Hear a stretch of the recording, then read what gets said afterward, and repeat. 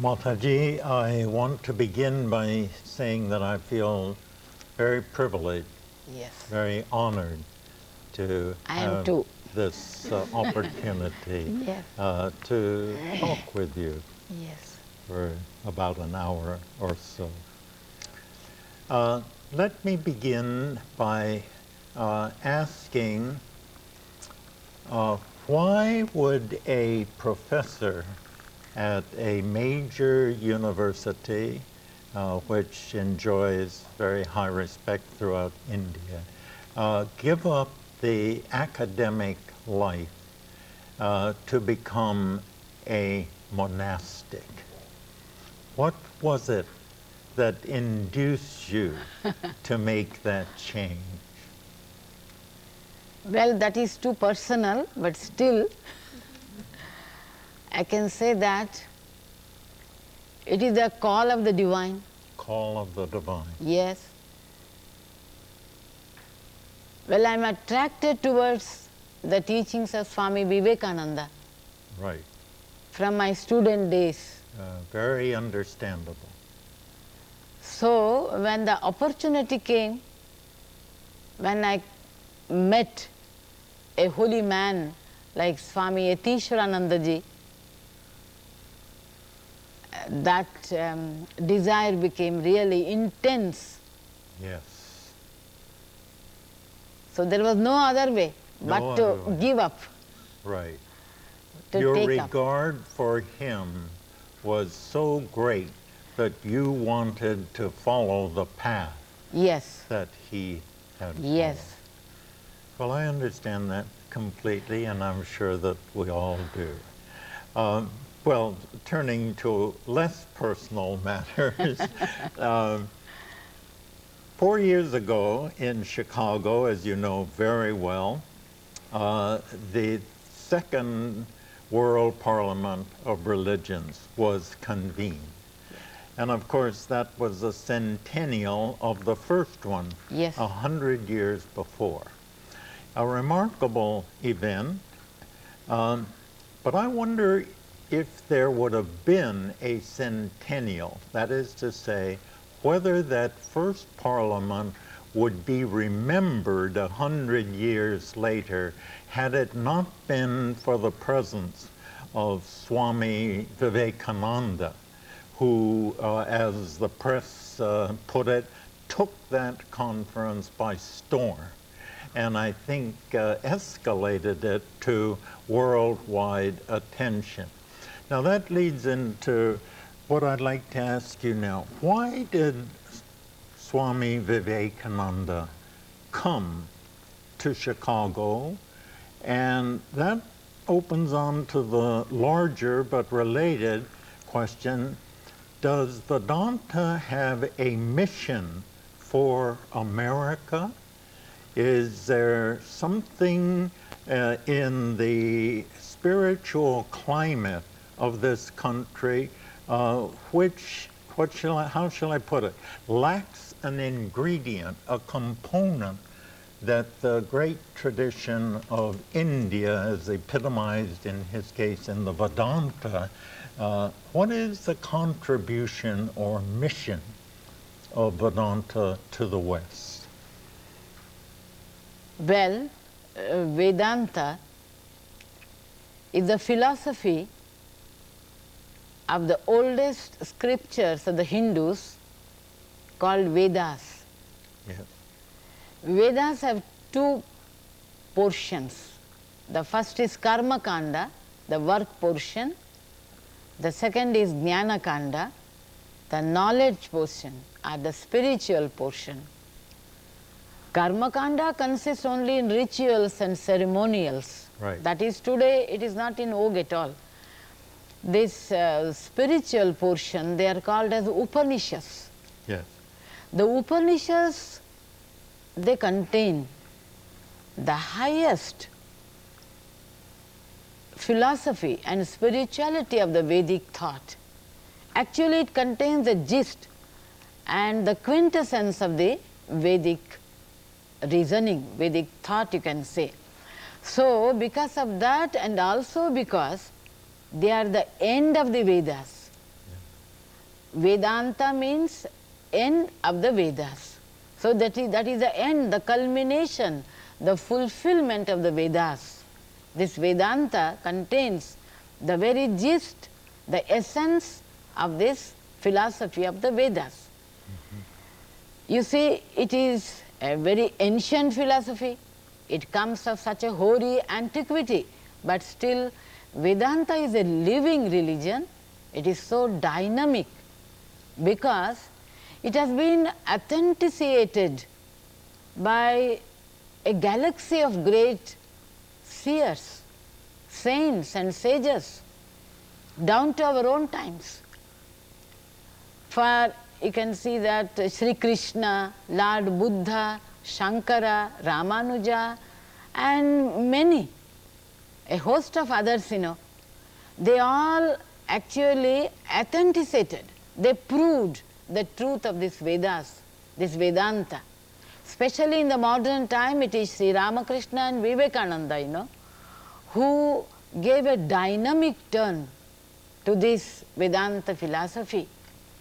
Through their personal experimentation, you can say, their experience, their exposition, not only they authenticated, but they actually revitalized it, making it united with the scientific findings, the social thoughts of the present day, so that Vedanta can face the challenges of the modern times. Actually, the philosophy of Vedanta is this. Vedanta declares that man is divine, the divinity of man. The Vedas declare, they address the human beings, as children of immortality. Amritasya putraha. So they declare that each and every one of us is the inheritors of the highest divinity. Man is not a sinner. He is not a creature of circumstances, but is a spark of the divine. He contains this divinity within. So in that way, if I am divine, you are divine, everyone is divine. So that brings us to this, the second important teaching is the unity of the entire universe, the solidarity of the universe. This has been proved today by the science, isn't it? So this divinity of man, this solidarity of this universe, this has been proved even by science today. Well, you ask me, how can this philosophy have any use in today, in this modern world? Really, today, the modern man, he stands at a momentous crossroads of human history. He knows much more than his ancestors. His skill, his intelligence is enormous. His achievements in science and technology is amazing. His inventions, they are dazzling. How he has conquered the nature, how he has actually become the master of this physical world. But man is not happy. He has no peace within or without. He is actually feeling a frustration. He feels so lonely. He feels so impoverished in the midst of plenty, in the midst of luxury, in the midst of wealth. He feels so full of tensions. Are these tensions, this restlessness, greater? Do you find them greater in America than in India? Whether India or America, I think in America, because man has conquered the nature, he has become He has acquired so many amenities and all that. He has got everything, but still he lacks the inner peace. That is more perceptible. Why he lacks this peace? What is that he lacks? The thing is, the inner purity, the inner peace, that is what he is lacking. The problem is, he is actually becoming a burden to himself. See, I think 100 years ago, even more than 100 years ago, the German philosopher Schopenhauer, what has he said? He said, all men who are now become free from care, free from want, at last they have thrown out all the burdens, but now they have become a burden to themselves. So man is a burden to himself. Man is a problem. He is facing a big problem, how to get over it, how to attain the highest peace. So Vedanta comes there. Because Vedanta is study of man in depth. So the science, science and technology on which men depended, today where are they? What have they done? Yes, really, when we look outside in the physical world, there is so much of unity. When I look out on the streets and everywhere, there is so much of unity. Man has conquered the nature. Computerization is commonplace today. Communications, the network, the network of communication has linked every part of the world. Satellites are global wide today. But if I come back once more to my question of why did Vivekananda come to the West? Did he sense a lack in the Christianity and Judaism that were the dominant religions of the West? Or was it certain problems that modernity was proposing that he felt that Vedanta had the answer to? Or maybe it was both of those? Yes, Vedanta has an answer for all this, because Vedanta, as Julian Huxley has defined, it is a science of human possibilities. So the inner dormant possibilities are not been actually discovered. Sciences, they have discovered so many things in the physical world, yes, but that is, which is inner world, it has not yet been discovered. So Swami Vivekananda came to the Western world and declared all that the greatest treasure is in you only. You are that great children of immortality.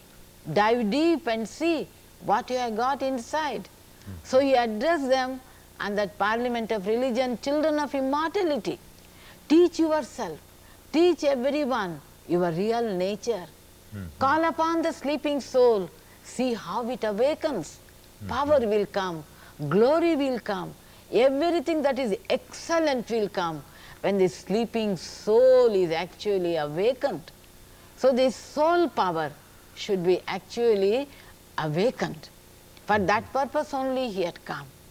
I think now this preaching of Vedanta, that the spread of Vedanta, the teachings of Vedanta is helping man to find out the inner peace, the inner solace. So diving deep within himself, the dormant powers. Because through science we have come very near to each other, isn't it? So near it has actually brought us, but we have not yet actually known each other. We have not learned to love each other. When we have come so near, not knowing each other, not learning how to love each other, what will happen? A calamity will take place. So at this supremely dangerous moment in history, as Toynbee puts it, first of all we must know how to love each other, how to have sympathy, how to have this broad-mindedness, going above our little prejudices. That is why Vedanta preaches, the one great teaching of Vedanta is only in a small little formula, that is Tattvamasi. Know thyself. Tattvam asi. This is a small word, but it contains the most significant truth, profound truth. Know thyself. You are not this body which perishes. You are not the mind. You are not the intellect which has got its own limitations. But you are that. You are that Atman, You are deathless. You are birthless. Achedyo, ayam adahyo, akledyo, ashoshayevacha, nityaha, sarvagataha, sthano achalo ayam sanatana. You are that Atman, deathless, birthless. You are the divine.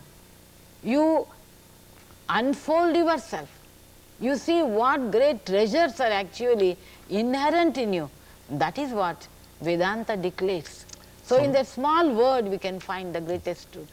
Yes? Sometimes that compact formula, tatvamasi, that thou art, seems to me like the spiritual counterpart to the physicist's formula E equals mc squared, which compacts a whole view of nature, and the counterpart is what you have brought out. Yes, that is very correct. Let me turn to another matter.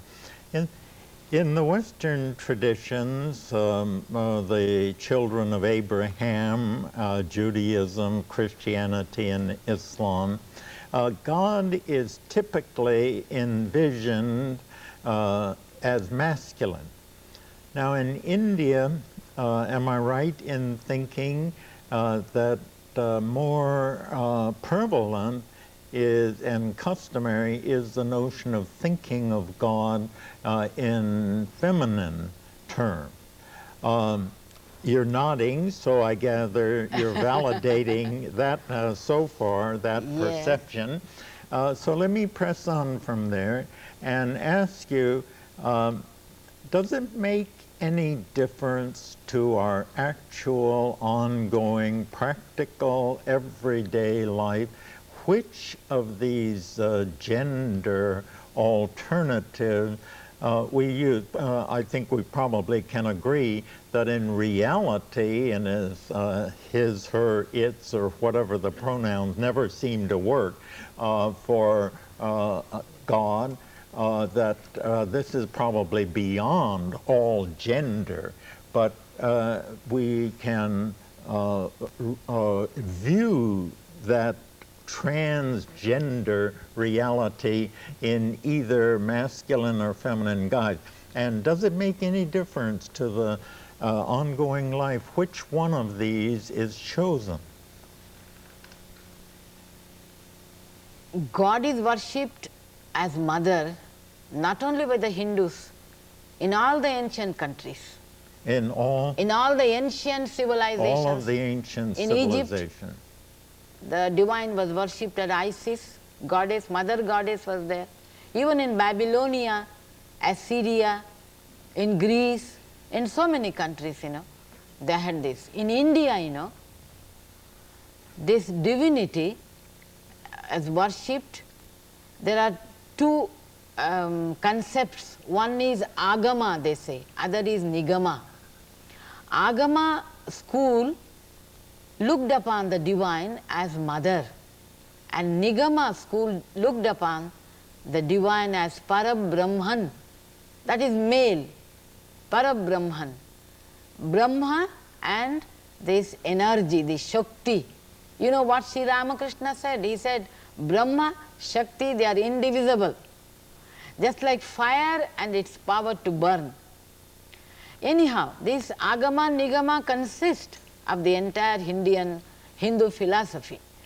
So this Agama Shastra, that is the Tantras are the Agama Shastra, they consider that she, the mother goddess, she is a creator, she is a nourisher, and she is actually the destroyer of the entire universe.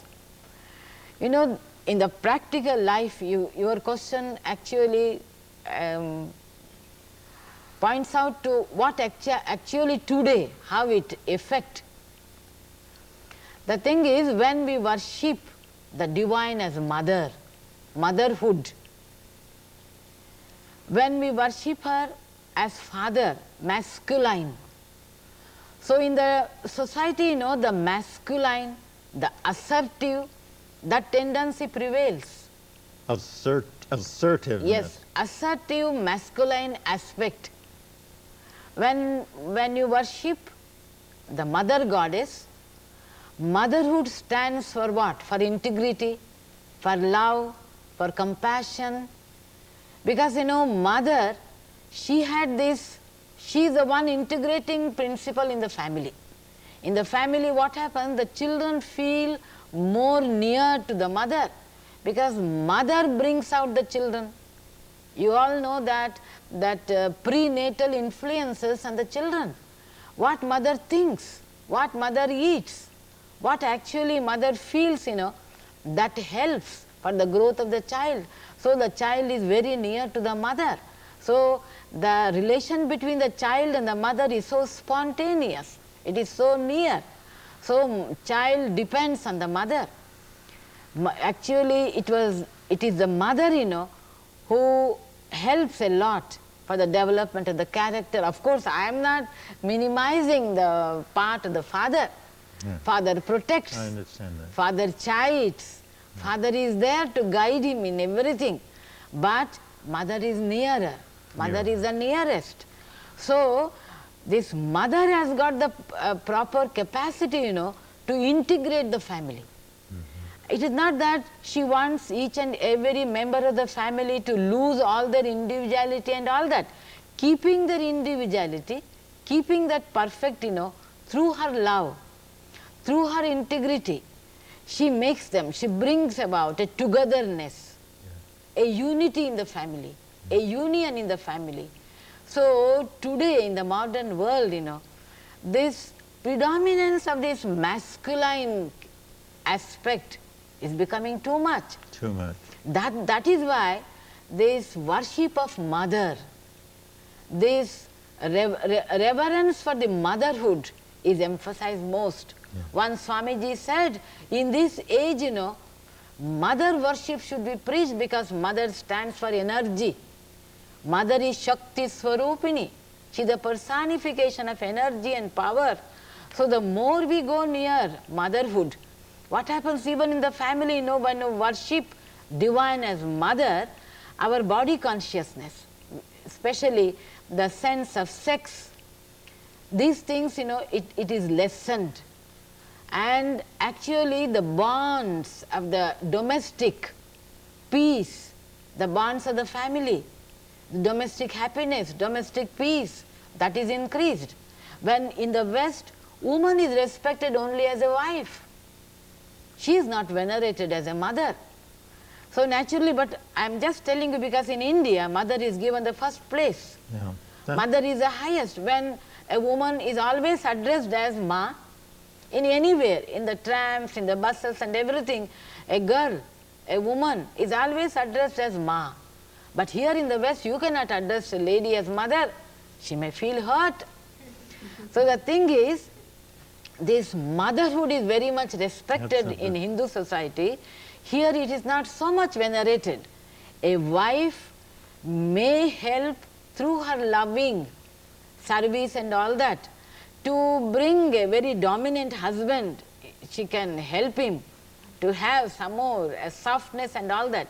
But a mother has got that integrating capacity, through her selflessness, through her love. Today, the integrating process of this mother ideal in the social dynamics is very much emphasized in the Western countries, in the Eastern countries alike.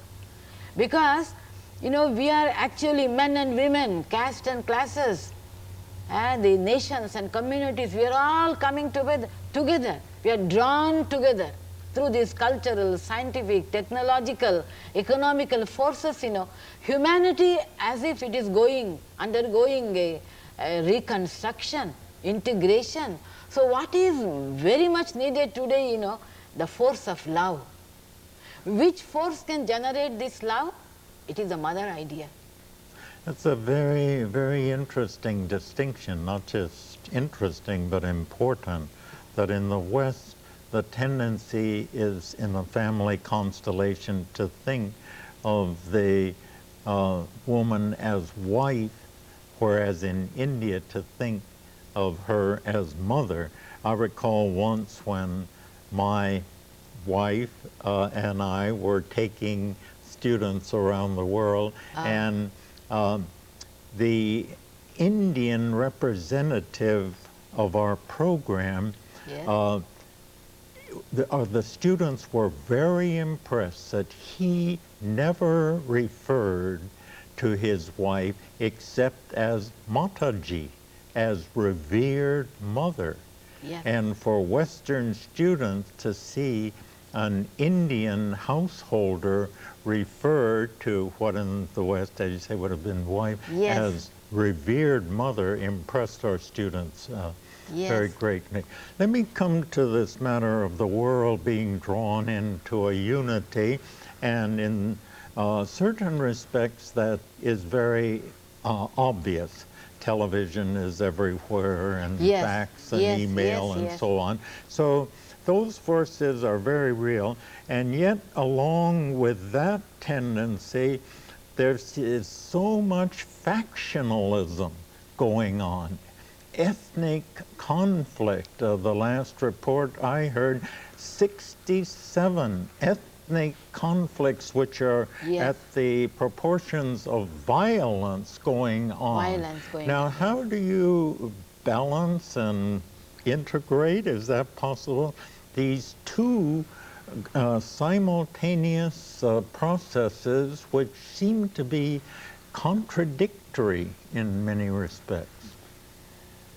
The thing is, the aspect of love, the aspect of integration, that many people should come forward, many people should take up this ideal. So the majority people are following the opposite direction. So only few are taking up to this highest ideal, because in that highest ideal, how many travelers will be there? Very few and far between.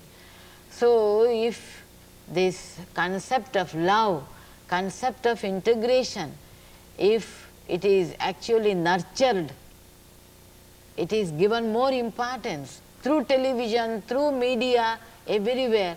I think through the television, what I see in India, these films, the whole day the students, the children, they watch. What is there? Only the crime and this, that and everything. So it is instigating them. So we must change the whole process. We must try to change. This will not be so easy, but I think if we attempt, if we take a real attempt, instead of just lectures and hearing, it should not end there, but real something should be done towards that. I think everyone, I can't think of anyone who would disagree that something should be done. Taken. Will it be done? That's another way of asking, Yes. Are you hopeful for the world? I know you're hopeful for the inner spirit because it is divine and cannot be crushed. But are you hopeful for the world? No, unreal will never triumph. Truth will triumph. So one day Truth will triumph. will So love triumph. will conquer, not hatred. Yeah. Sure. In referring to the world, I know that in India, in the Vedanta, it is referred to as Maya. And what is the meaning of Maya? Often it is translated as illusion. Is that a Illusion. correct translation? And in what it feels very real. What is the Indian concept of Maya? No, in the Advaita philosophy, they say Maya doesn't exist. It appears to be like that. It is not true. They give the famous example, that a small piece of rope was lying there and it was dark. Everybody took it for a snake and people were shouting, and then somebody brought a big stick and everything, but when you went near, It was not a snake, but only a rope. So like that, you know, this, I was telling about the mother goddess, this agama, this tantras, the tantra scripture says, this mother goddess, she has this capacity to delude. It is only when she, out of compassion, when she removes the veil, she has put on that veil, you know, that veil of ignorance. When she removes the ignorance, well, the enlightenment comes. So you can understand it is only a rope, not a snake. It doesn't actually exist. It exists, Sri Shankaracharya has said, it exists, it doesn't exist. You cannot say it doesn't exist at all because I am seeing it as a snake and all the fear, my heart is throbbing and so many things happened. But when you go very near to the truth, the ignorance is removed. So you are face to face with the truth. Yes. So you must pray to the mother. Remove the veil of ignorance. We remove the veil of Maya. Maya is a factor because we see the world. We take it as so real. That is Maya. It is not real, it appears to be real. Appearance, This yeah. appearance, you know, appears this to be. apparent reality is the Maya. It appears. You said that when one sees that the rope is not a snake but a rope, then you're enlightened. Yes. And a journal has come out. I just came across it. Someone sent me a copy. It's quite new, but it comes out 4 times a year. And the name of the journal is What is Enlightenment? That's the whole point of the journal, to keep on discussing year after year, issue after issue. What is enlightenment? Yeah. What is enlightenment, Montaji? Enlightenment is to know thyself, your real swarupa, your real nature. Right. You are that. And the whole universe is pervaded by that only one reality. And you are one with it. When Lord Buddha, when he saw all the miseries of the world, you know, he went and he did so much of tapasya and all that. For 6 years, you know, he followed all the austerities. Then, well, he realized. He became Buddha, the enlightened one. So he knows the reality. What is the real thing? Yes, the suffering is there, and there is also the means to remove the suffering. So you know your real nature, you know that highest knowledge about you and the universe. That is enlightenment. When you know that you are not this body which perishes, you are not this body, you are that real Atman, you are one with that Sat Chit Ananda Swarupa. You are that existence, you are that knowledge, you are that bliss. So knowing that and becoming one with that. When you become with that, you know, you are not going to talk at all. You are that. You are established in that. What is enlightenment, you know? It is beyond words to explain. All right. I hear that. One who has enlightened can only say, and one... Right. Well, I hear that, but we're asked to continue our conversation and not to lapse into silence. So let me ask this. It seems clear that there is a distinction between understanding with one's mind that all is one, or as the Lord Buddha, whom you referred to, is said on emerging from his experience, wonder of wonder, all things are intrinsically the Buddha nature. Now, I can very readily agree to that, and as you say, science too is pointing in this direction. Yes. But I find a great difference between understanding that point with my intellect and understanding it with my emotions and my responses, so that I would be able to respond to every event that comes my way and every person and every problem and so on as underneath this Maya veil. the Buddha nature. Now that difference between intellectually saying, yes, that's true, and yet being able to incorporate it in one's responses and really feel that way. There is a difference, is that right? There is a difference. All right. Now, this leads into, is it possible while one, well, I'll come to the Sanskrit word, jiva mukta, we have heard, the teaching is that a jiva mukta, jiva is the spirit and mukta is liberation, a completely liberated spirit within a human body. Yes. Is that possible? Yes, of course. I love the way, sure, a matter of fact, it's obvious, because I guess I feel the weight of these mortal coils so heavily that it, I can envision human beings progressing towards that, what as they used to say about ivory soap, 99 and 44% pure, getting to that point. But I guess my optimism or my exuberance sort of fails me to that last 56.56%. But you say, yes, that it is evident, take it as evident. Have you met Jiva Mukta? Have you been in personal contact? Personal contact means I have seen, I have heard from them. You have heard from them? Yes, I have heard about, I don't know whether you are familiar with that name, Swami Brahmananda. Oh, my own teacher was his teacher. Swami Yes, he was a direct Cananda was a disciple of Sri disciple of Ramakrishna. Brahman. You know Swami Vivekananda. I will leave Ramakrishna, Vivekananda and Holy Mother, but coming next, Swami Brahmananda. I mean, the whole of his life history, you know, who has seen him, has narrated to us how he lived. You too must have heard from your Guru how he lived. He was a Jivan Mukta.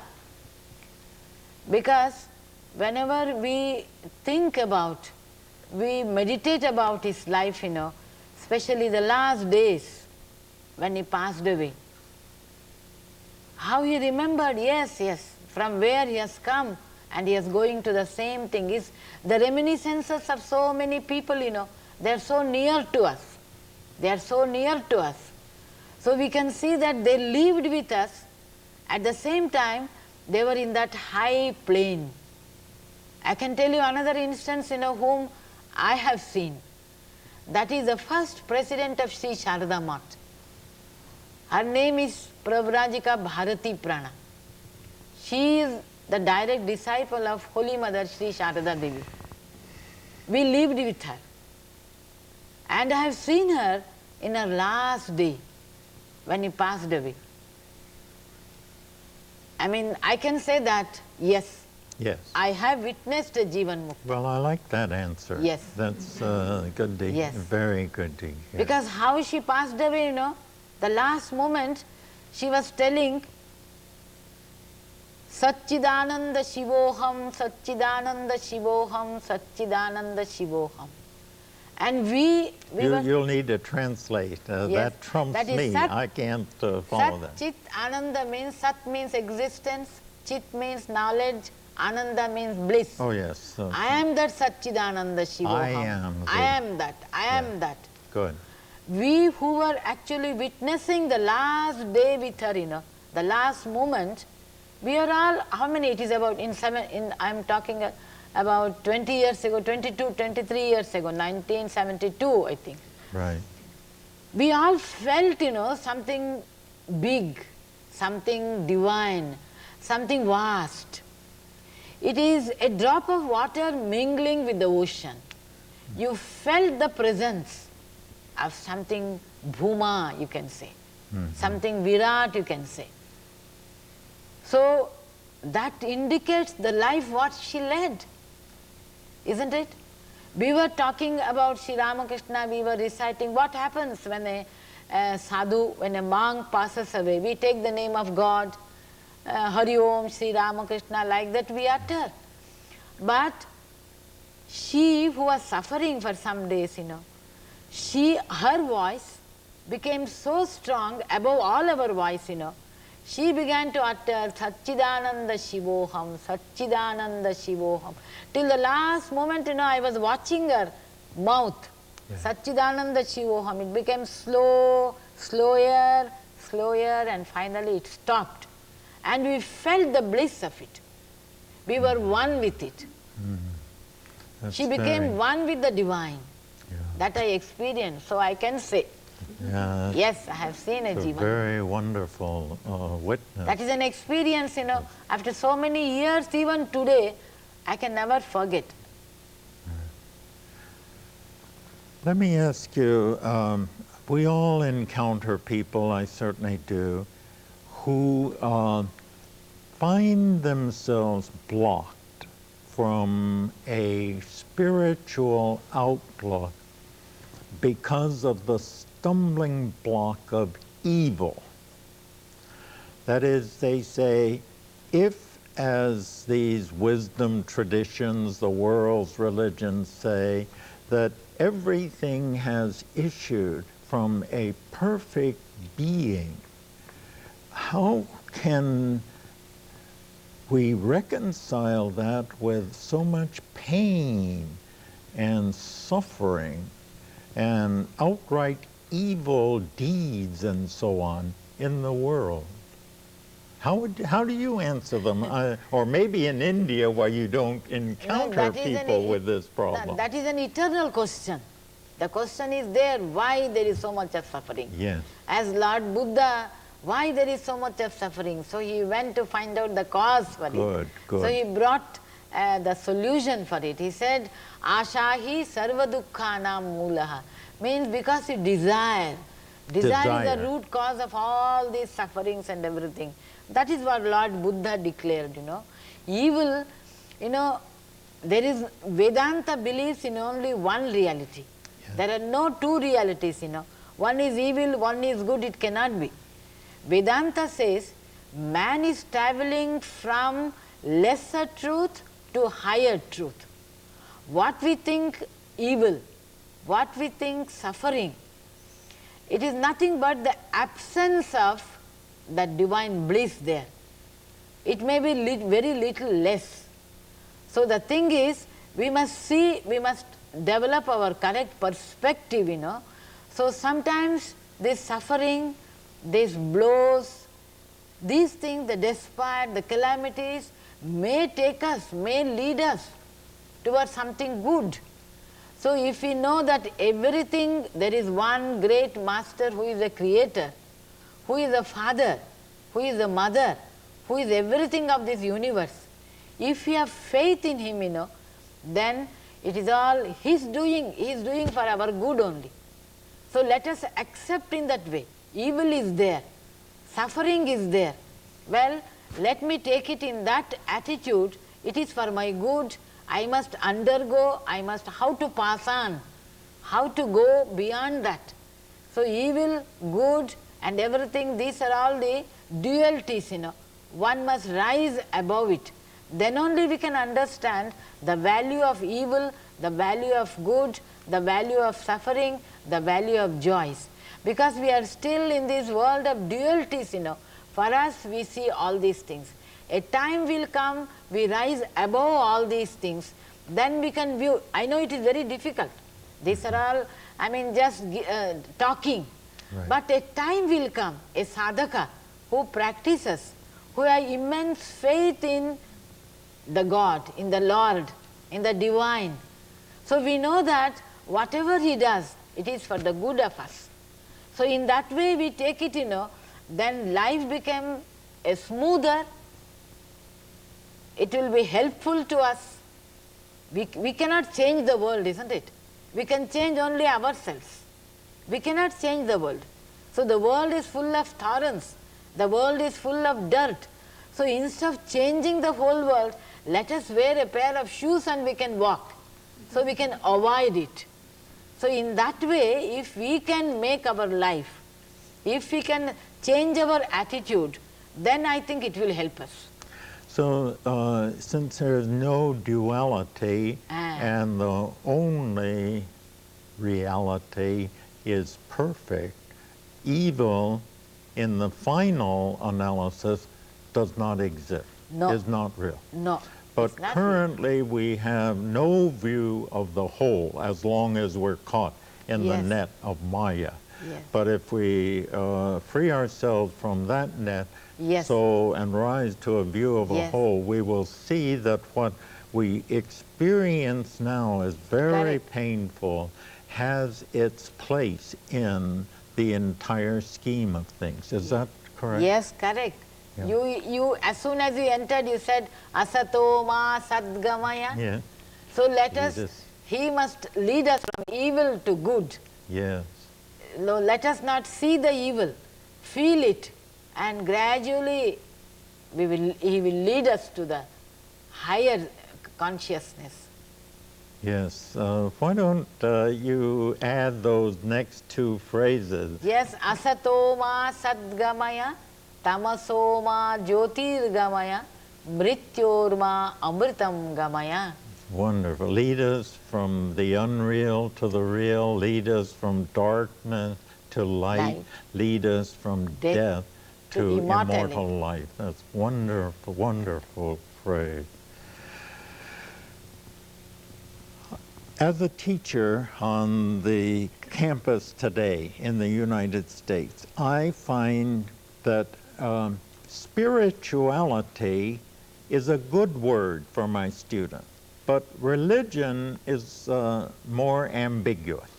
I have yet to encounter a student who does not believe that he or she has a spiritual dimension to his or her life.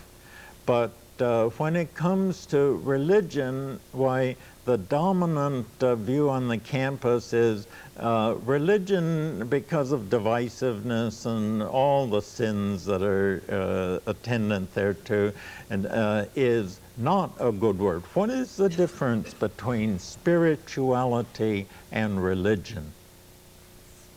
Spirituality is one.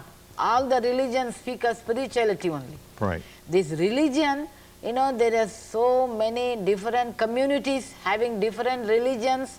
Each religion has got its own rituals, its own ceremonies, its own philosophy, its own rules and regulations and all that. Is that unfortunate that they differ? Yes. No, not that, but in the beginning, you know, the differences will be there. But if you view it from the higher point of view, there is only one religion. These religions, you know, in the beginning, when we are in the kindergarten, we must follow certain rules and regulations. When I first start to write A, B, C and all that, I need so many instruments for me. So I must follow certain rules and regulations. But once I rise higher, you know, then these things fall away. So in the same way, you know, Vedanta, actually it recognizes this variety. Variety will be there for this preliminary stage. In the preliminary stages, you know, you belong to one group. You follow certain rules and regulations. Then you will go beyond that. So Swami Vivekananda used to say, it is good to be born in a church, but not good to die in the church.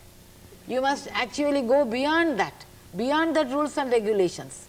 You will be one in spirituality. Spirit is in each and every one of us. There we are all one. So these rules and regulations, these distinctions, you know, variety is good in the beginning. We need, because each and every one of us, you know, I may like the path of bhakti, I may like the cult of Krishna, somebody else may like the cult of Shiva, somebody else may like the cult of Jesus, Allah. So many names are different, but they all indicate only one reality. In that way, you know, paths are different, but the goal is the same thing. Spirituality is the goal. The religions, they take us nearer and nearer to it. Let us not be confined with the rules, rituals, ceremonies of the religions only, We will, when we learn, when we begin, when we start, we will have those things, helps. We need those help, But gradually we give up them. We go faster and faster and reach the highest goal. Then only spirituality remains. Is Vedanta spirituality or a religion? Vedanta is both religion and spirituality. Is both. All right. The metaphor, which is really now belongs to the world, but as far as I know, it came from Sri Ramakrishna, and you correct me if it has another source. But it has captured, I think, the imagination of the world of religions as many paths towards the same summit of the mountain. And that would conform to what you were saying about at the bottom, yes, at the beginning, why there are differences, but the further one comes along, the differences will recede. And you're saying that Vedanta is both the summit of the mountain, but it is also a path. Are the paths of, I know that in the 4 yogas, the way to God through knowledge or through service and devotion and love, through service and through meditation, that those are regarded pretty much as equal, right? Or one is not better, it just happens to be which type, spiritual type the practitioner is. But when we come to these paths up the mountain, does Vedanta view them as equal? Equal, of course. It only aptitude of the man, aptitude of the human beings. I am more emotional. For me, Bhakti Yoga suits me best. If I am a rational person, I do not like this singing and then emotional, these prayers and all that. I want to meditate on the divine, supreme divine as effulgence. I should follow Jnana Yoga. Yeah. And I am a very active type of a man. Right. So I would like to take up this Karma Yoga. I want to do something. Right. I want to be on my work, doing something. That only gives me satisfaction. Yeah. So just to use all my aptitudes, make the human being, he can use all his capacities, and thus he must reach that. Now, so that is why Swami Vivekananda defined, that this jiva is divine. Yeah. It is divine, so you take up any path. Yeah. But you must reach there, whatever may be the path. Now, I'm clear, I think the teaching is very clear, that when it comes to these 4 yogas as paths towards the same summit, that there is no privileging of karma as better than bhakti and so on.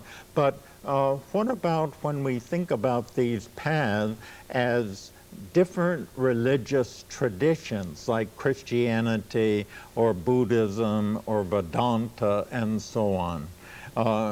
Does Vedanta say that all of those great enduring religions are equal in value and in the grasp of truth that they present? Yes. Vedanta recognizes each and every religion as great, as one of the real paths. If my religion is true, your religion is also true. Every religion is true. Right. Every religion is a path to reach him only. Yes. All right. I think that is a clear answer. There is no privileging of Vedanta over any of the others. Never Vedanta said. Yes. Good. Let me change to another subject. We live in a very scientific age, and in modernity and in the West, why I think probably more people look to science to tell them the truth about the world then perhaps they look to their sacred scriptures. What is your sense of that? Have we, is there a tension between science and religion? Modern, you can say one thing, a group of people are there, they are modern because they are using all the modern amenities. For that they are modern. The real modern means a person who has got the inquisitiveness. He wants to know the truth. He wants to seek the truth, to know the truth.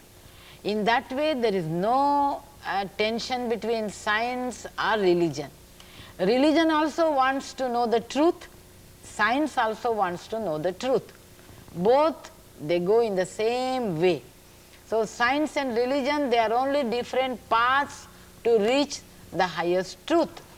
But now science, where it has failed, because it has given so much importance only to intellect, not to the intuitive knowledge of man. Yeah. So science has gone to a certain extent, after that it is not able to find out the real nature of man. So it there has limitations Yes. built in. A lopsided development giving all importance to intellect, Yes. all importance to brain. Right. The heart is also should be taken up. Yes. So intuitive knowledge also should be taken up. So there, science is not giving the full satisfaction. Otherwise, both are seekers of truth. So I can understand that the truth is one, and science and religion might be two windows Yes. from different sides. Yes. But sometimes there are great, what seem like they're saying very different things. Take the question of evolution, for example.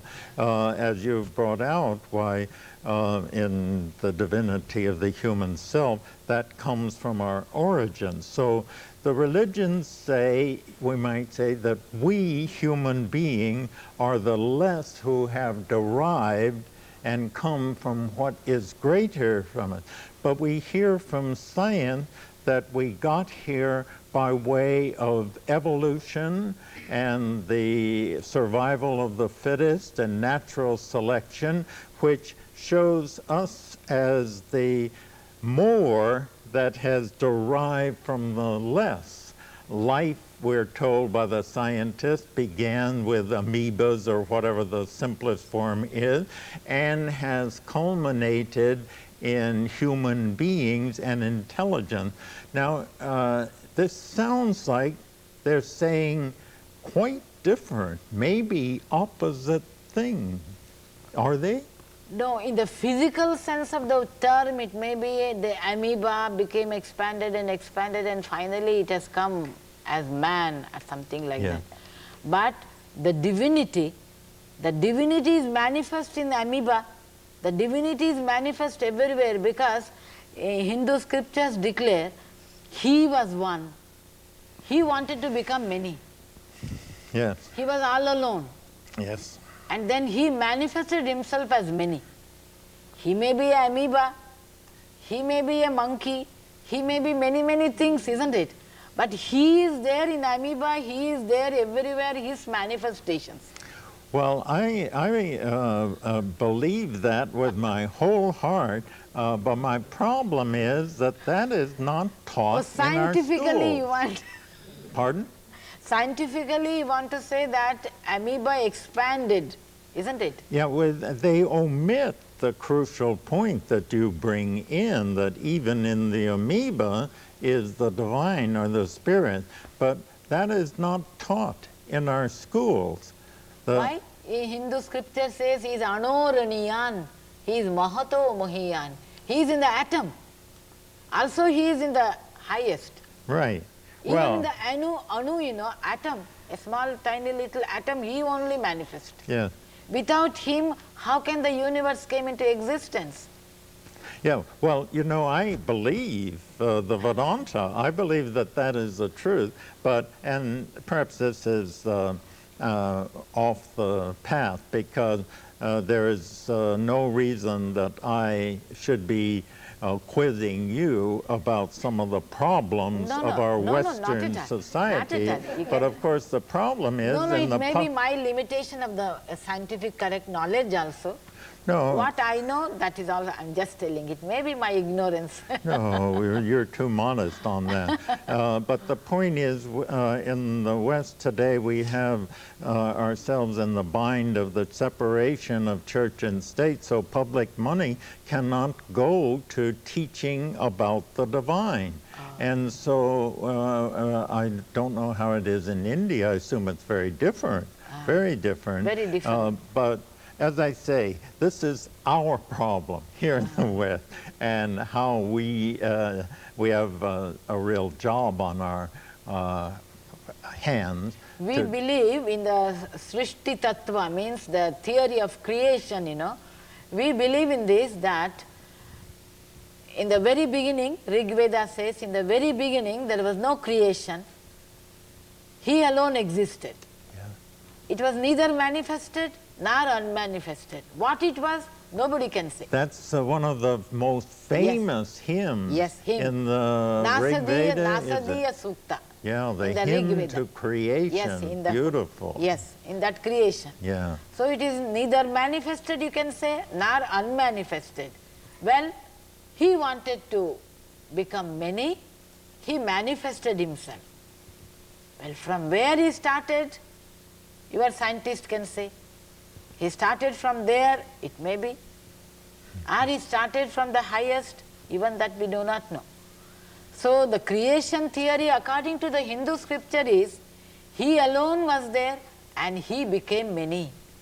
Yes. Yes. That is what we believe. Right. What is the place of spiritual training, spiritual discipline in human life? Even as I ask that, I think I hear the answer bubbling up in me, but why don't you, I'm sure you're going to say, and I believe this is absolutely, it is fundamental, but can you go beyond that to say, what does the sadhana, the practice, the discipline do for our actual lives in the world? It is one of the most essential things. From the childhood, you know, we must instill it little by little. You are the spirit, not just the body. That consciousness, you know, awareness should be given from the very beginning. You are there, you are here, you are everywhere. All your neighbors are your own people. Like that expansion. Yeah. Expansion, you know. Not the selfishness. What happens nowadays in the modern society, they think of their own, but they do not think of the neighbors, of their country, of the entire universe. We talk of the global values, global unity, these things, but actually how much we practice, actually how much we actually give some of our thoughts for that. So if it is instilled from our childhood, they can feel the spiritual sadhanas, little by little at least. Yes. But which form it takes, you've already gone through the four yogas, the four spiritual type, so the form in which the sadhana will be cast will differ significantly for different people. Ultimately, Brahman, or God, is beyond form. Beyond form. But we envision Brahman, most people, in terms of form, with some form. Is that a concession to the limitation of the human mind? That is to say, the mind, most people, very low on the mountains, as most people we are, need these forms because if it has no form, for many people, why, it's just nothing. And so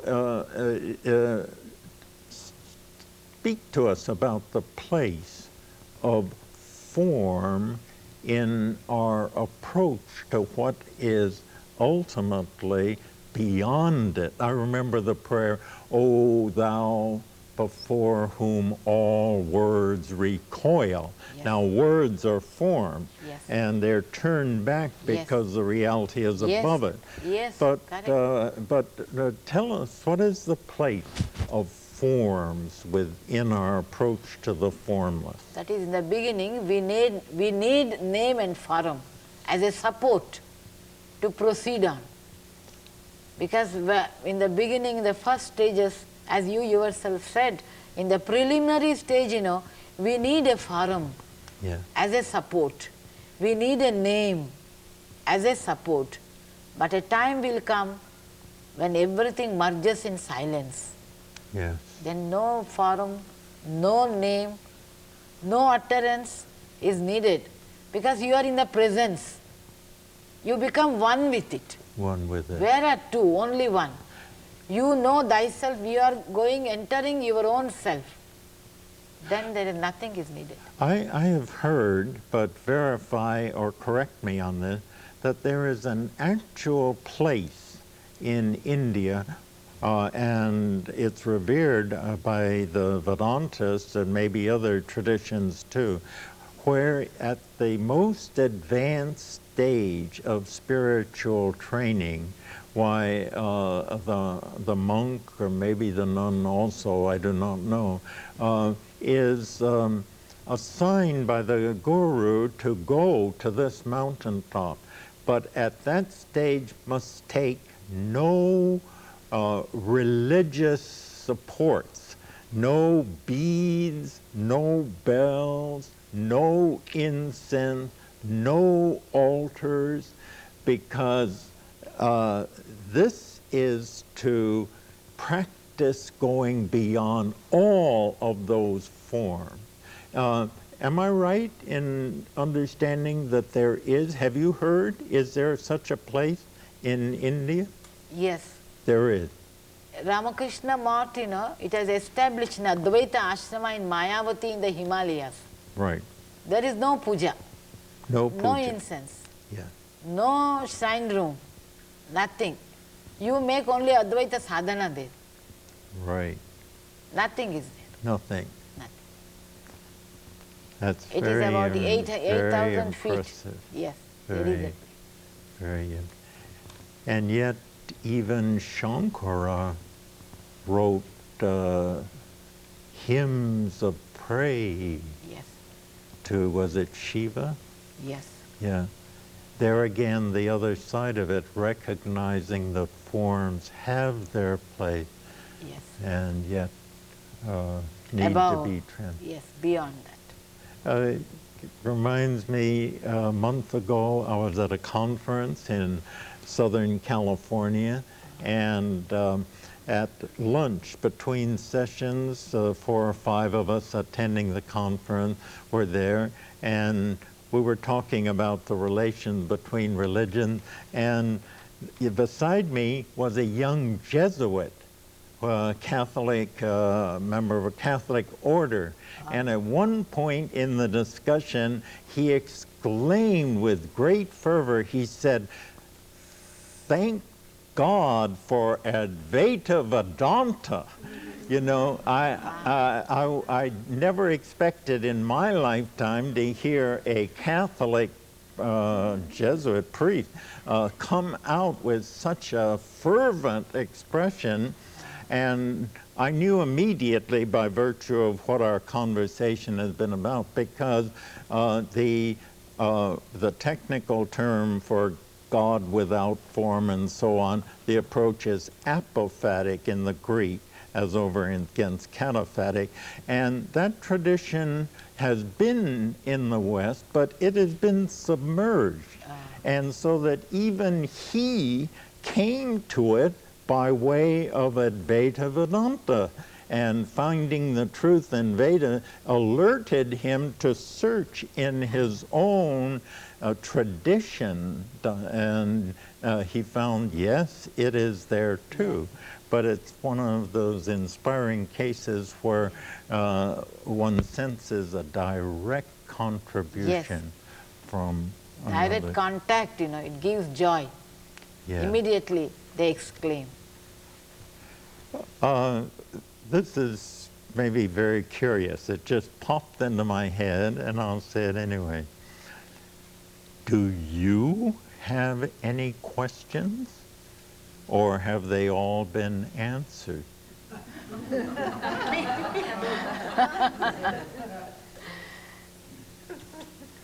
At present, I don't have any questions.